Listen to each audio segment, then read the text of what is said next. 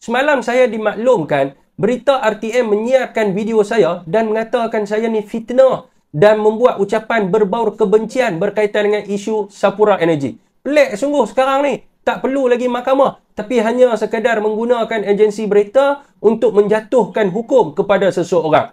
Saudara dan sedari, merujuk kepada Investopedia, bailout ini bermaksud tindakan kerajaan menyediakan dana ataupun sumber kewangan kepada sesuatu syarikat yang sedang mengalami kegagalan bertujuan untuk mengelakkan kebangkrapan atau kegagalan memenuhi tanggungjawab kewangan.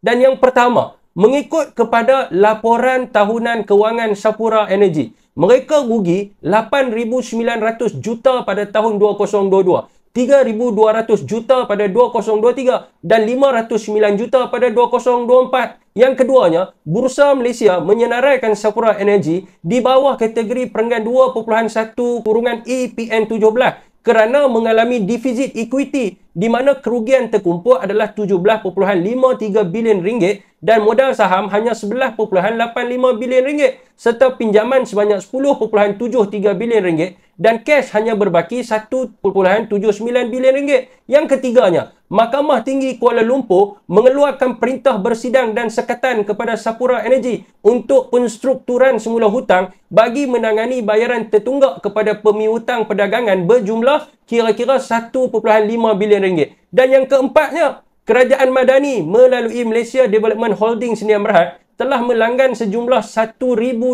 juta ringgit dalam stok pinjaman boleh tebus dan boleh tukar RCLS Sapura Energy. Saudara dan sedari, berdasarkan fakta di atas, adakah ia melengkapi maksud bailout ataupun kita nak panggil dia sebagai loan? Mohon pandangan rakyat Malaysia.